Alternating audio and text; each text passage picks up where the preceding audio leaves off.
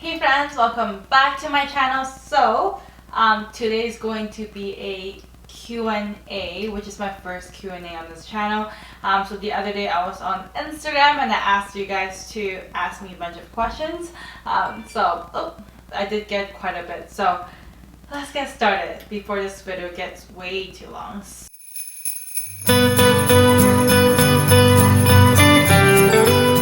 I went on Instagram the other day and asked you guys to ask me questions on my Instagram story and my post, and I got quite a bit of questions. So yeah, I'm excited. So let's get this started before this gets way too long. So yeah, let's get started. So the first question I have: how do you stay on track when you travel, and what's your favorite dessert?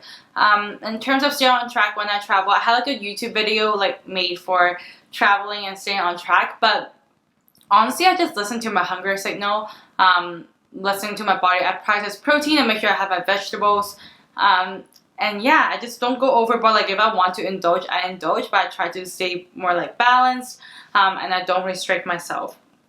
In terms of like gym and stuff, I still go to gym like if I travel, especially when I go to like the States and stuff. We can just like get like day passes and stuff, and I also try to stay more like active, so I'll just try to walk as much as I can, and just explore the city.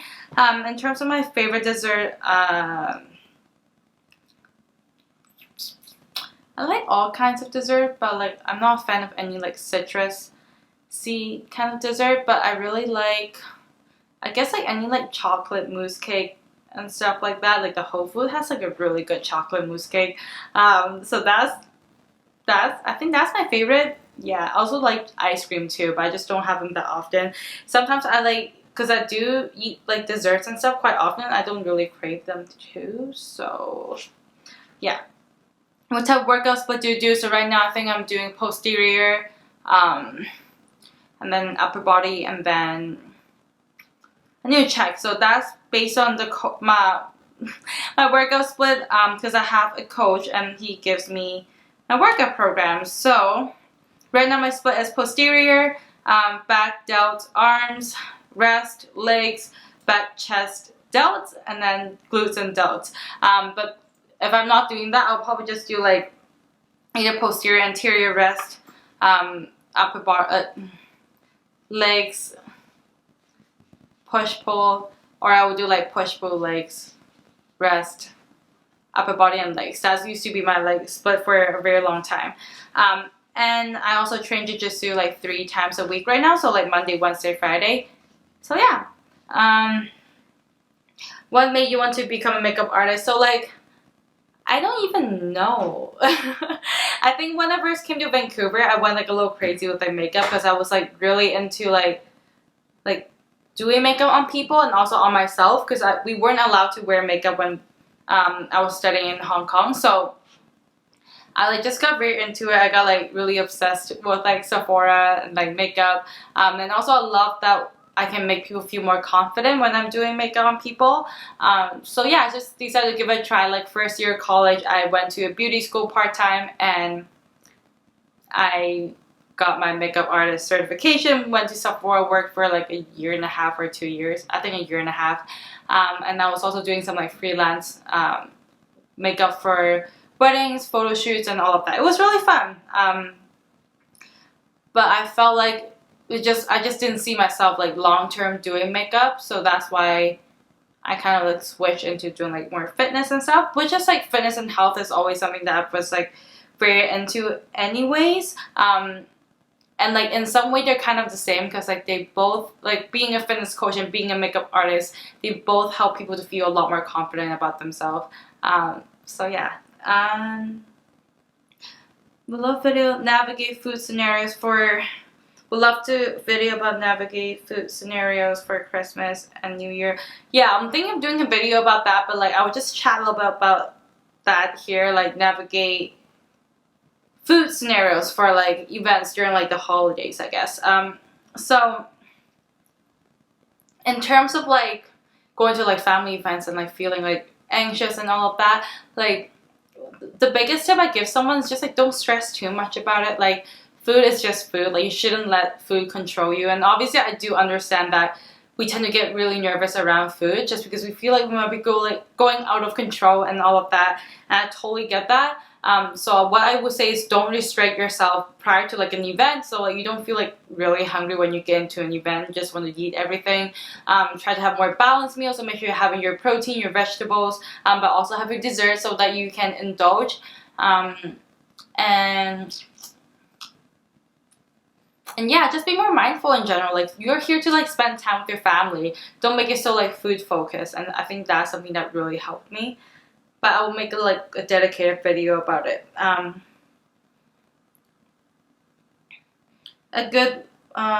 What's your best advice for new people just getting into fitness? Just start. I know that it's very scary. Like, every time I talk to clients, like especially clients that are very new to like going to gym and like the whole fitness thing, I would just tell them like the first step is to reach out for help and just start. And I think definitely one of my advice will be reaching out for help if you can. So reaching out to reaching out to like a fitness coach, reaching out to a personal trainer, nutritionist, reaching out for help is definitely one of my advice. And also, yeah, just start. If you don't start, you never know what's gonna happen, right? What inspired you to begin your fitness journey? Well, I think there was another question about like how I started my fitness journey too. So I'll just talk about that, like when and how I started. So I started my fitness journey, I guess, when I was like 15, 16 years old. But I had like a really bad mindset towards fitness at that time, just because I don't know how I think I mentioned this in my like video about binge eating, but I started fitness and I went to like an hour and a half of cardio every single day, only eating like 500 calories, trying to lose a lot of weight because I was being made fun of a lot about my body weight, about my size and like my body and all of that. I was feeling very insecure, and that's how I started. So around like the age of 16 is when I like got really into it. So I was like doing like Jillian Michaels or like Insanity or like those kind of workouts for like an hour and a half every single day. As I mentioned, eating less than 500 calories. I was very focused on losing weight. And yeah, and that kind of spiraled into like binge eating and stuff afterwards. But at the same time, like, so that after like a year or so doing that, I was very focused on recovering because I knew that I wasn't doing well, like my mindset wise.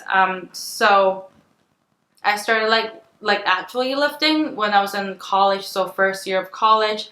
I was also doing like swimming and stuff in high school, like around like 17, 18 years old, and then I got into like lifting. Yeah, lifting first year of college, and then I didn't really get like very serious of that. I didn't get really serious with like lifting and stuff until I met Jason. So that was like 3 years ago. So I've been like lifting, like, or like I started my fitness journey when I was 16, so like it has been like 6 years, I guess. So yeah, and then that's kind of how like when and how I started. So what inspired me to begin my fitness journey? I guess if you like around like the 16 years old, it's because like I was very very unhappy with how I looked. I want to be like as honest as possible. I didn't want to like fake it. It's because I was very unhappy with how I looked. But when I restarted my fitness journey, like when I first met Jason, I think he inspired me. The whole YouTube, Instagram community inspired me. And yeah, so that's kind of that.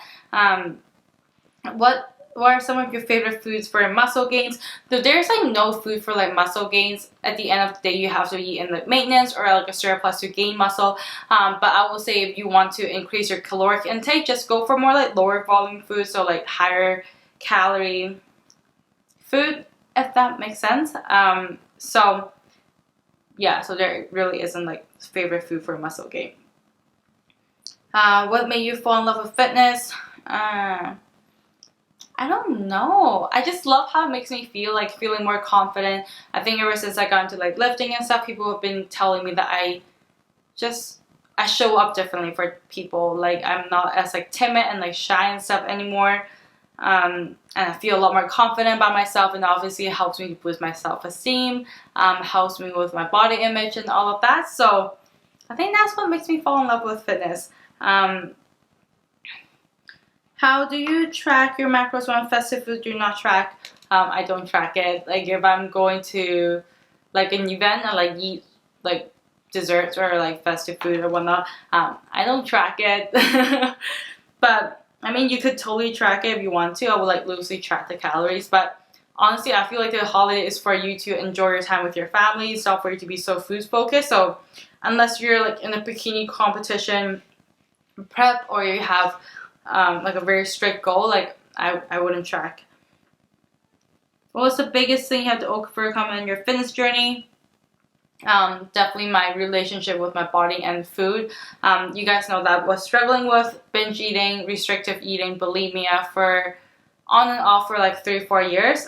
This is the first year where I really felt like I am feeling a lot more at peace with like my body and my food, and also like body image was something that I had to overcome too. Like I realized that like no matter how I change my body, like my body image is not going to change, if that makes sense. Like no matter like how small I get, how lean I get, or how like not like bulky, but like how like muscular I get, like it's not going to change my body image. So that's something I really had to work on, like my mindset and all of that. Let's see here. Okay, how long have you been working out? So we talked about that. And filming YouTube videos. I've been filming YouTube videos for like 3 months, I think. You guys can look back my first video. I only started right after I finished college because I knew that I wouldn't have time to do all of this in college. I mean, like I would, but then I was so stressed out because like I was working as an online coach, and I was also trying to graduate from college. So yeah, so I started a couple months ago, and I wish I started like a lot earlier, but like I wouldn't be like talking like this, or wouldn't be like comfortable talking even just a year ago. Like I think the last couple months I really had to just work on my mindset, just being a lot more open, and just be more confident like talking in front of cameras, even same for like Instagram and stuff. What helped you to be patient as your body healed? So you guys know that I've been like working on a lot of like gut and hormone health. I think I wasn't very patient. I think that's one of the biggest problems that I had. But I think I also had to realize that like the damage was done like over a couple years, right? Like I was on birth control for like a year and a half. I had restrictive binge eating on and off, losing weight, gaining weight, like that for like 4 years. So I had to realize that like it's gonna take time for me to recover and like heal my body, and it's not just gonna like I'm not just gonna take a supplement or like go to like a therapy and then like snap and just get better right away. So yeah, it was hard for me to like understand that. Like I was hoping that if I have any supplements I can just take and like get my cycle back and everything will be on track, it'll be great. But no, it was a really long process. It took me a year to get my cycle back. And now I'm still like working on regulating everything. How did you and your boyfriend meet? We met at music festivals. So yeah. Babe, do you want to come here and explain how we met? Sure. Come here. I got Jason. So we met from, I think it was Instagram.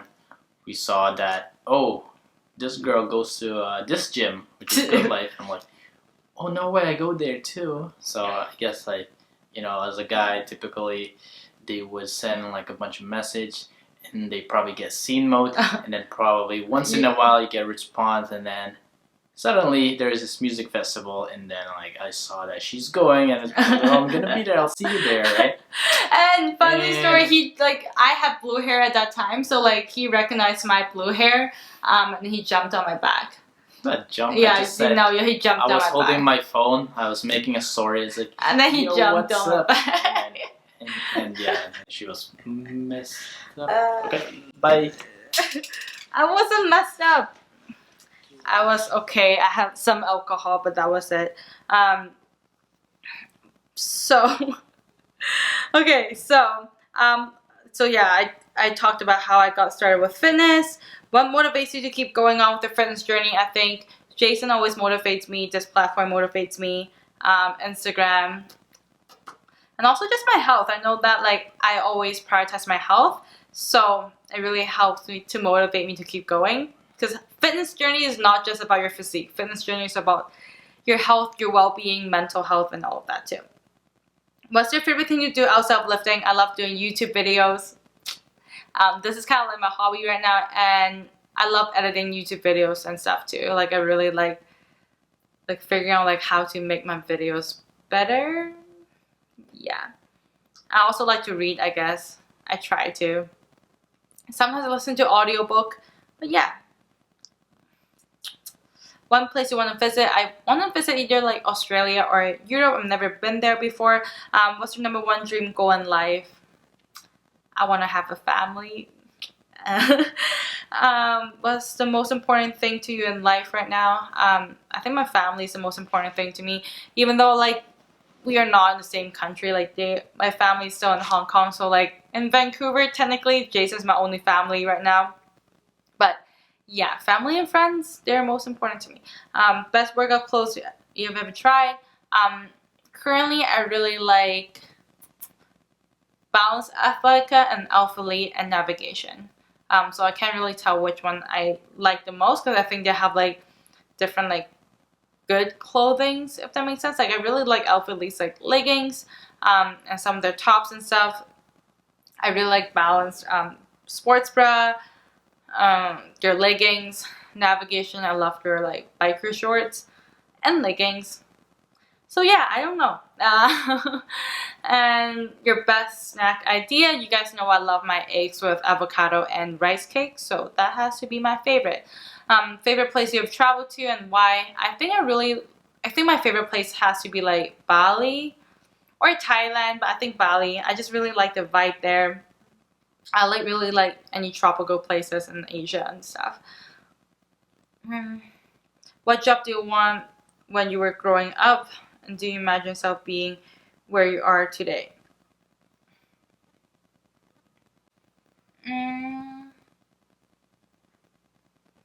I grew up like I think I wanted to be a pianist for a while when I was playing piano, like any Asian kids. And then I wanted to be like a piano teacher. And then I wanted to be a songwriter. And then I wanted to be a nutritionist. That one lasted for a longer time. That was like lasted all throughout high school when I got into like really like health and fitness and stuff. And then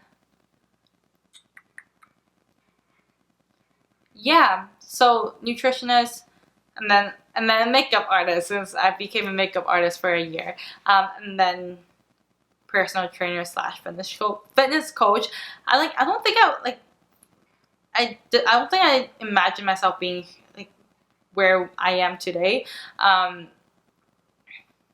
Yeah, I just never imagined myself like living in a whole new country, having a business with him, starting my own online coaching business, being a personal trainer. I've never thought that I would be here, which is really cool, I think. But yeah. So I think those are the questions I have on my post. So now I'm gonna get into the screenshots that I took on my Instagram story. I got a bunch of good questions right there too.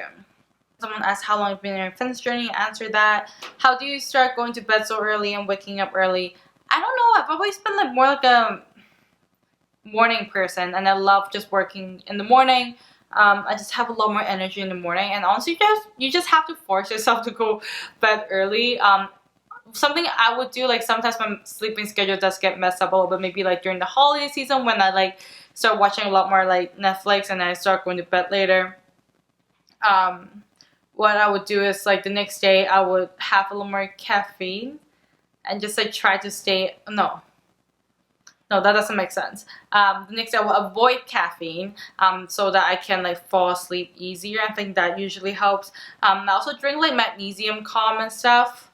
That really helps me to go to bed. But at the same time, I remind myself how good it feels to like wake up in the morning. Like I will go to bed like around like 9. I will start getting ready for bed like around 8 or 9, and I'll be in bed by like 9, and then I normally fall asleep by like 9:30, 10. Sometimes I read or like I scroll through my phone a little bit. But I remind myself how good it feels to go to bed, like sleep for like the whole like 8 hours, waking up at like 6, 7, and be productive. Yeah, I just kind of force myself because I know how good it feels. So yeah, how long you been working out for? So as I mentioned, so 16 to now, I'm 22 now, so like 6 years. What food slash beverages kill gains? I don't think any food or like beverages will kill your gains. Well, killing gains can mean both ways, right? Either losing muscles or like gaining fat, I guess. But if you're saying like losing muscles, then like eating less will make you lose muscles. Um, and yeah, how to track alcohols into macros. So I'm like not very good at doing this just because I personally don't drink any alcohol. Like I barely drink, and if I do drink, I just don't track it. Because like the only time I would drink is maybe like once every like 3, 4, 5, 6 months.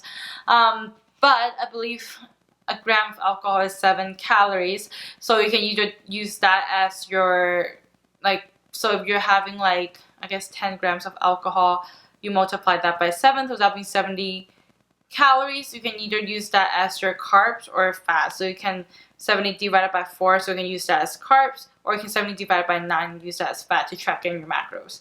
Or you can do a mixture of both. What's the importance of taking progress pictures, measurements versus just scale? So honestly, using the scale is not very good way to like measure your progress. You guys know that like your body composition, like it doesn't show your body composition, right? So it's not going to show you like how much fat you're gaining or how much fat you're losing and how much muscle mass you have and all of that. So I always go for progress pictures because I think that's a really good way of seeing like definitions coming in, and just seeing like how muscle growth is going. Can't talk. And also like measurements is really good, especially like you can use it on your waist, your tricep area, and your thigh, and your hips. But yeah, I was just talking to another client the other day about this. Like the scale hasn't been moving that much for her, and like she gained like a little bit, but then her measurements is like her waist is coming down, her like glutes are coming in like a little bit bigger. So her glutes are growing, and then her waist is going down. So yeah, so obviously we're making progress. It's just like the scale is not showing. So yeah, if you're a beginner with the goal about how would you go about starting macro tracking. So if you're a beginner, in terms of macro tracking, what I would recommend, like I don't always recommend using like a macro calculator online, but you could go for it and adjust it based on your needs. I also just recommend having a fitness coach or having someone to calculate your macros for you based on your diet history and all of that. And use the app MyFitnessPal. I think it's the easiest app to use, and also to just like get a food scale because that's the easier way to track rather than using like spoons and stuff. But lastly, just don't stress too much about it. Like it's gonna take some time to get used to tracking macros. Like don't beat yourself up if you like can't get the hang of it like the first week. If you're a beginner, how would you go about creating a fitness plan? So in terms of creating like a fitness plan, I'm guessing that means like workout program and stuff. So I would suggest like working out usually around like 3 to 5 times a week to see like progress in your body. Like working out once or twice is not going to do anything. Work out more than 5 times, you're not going to have enough time to recover. I would try to start with 3 times a week. Usually an upper body, like full body split is a really good split for 3 times a week. And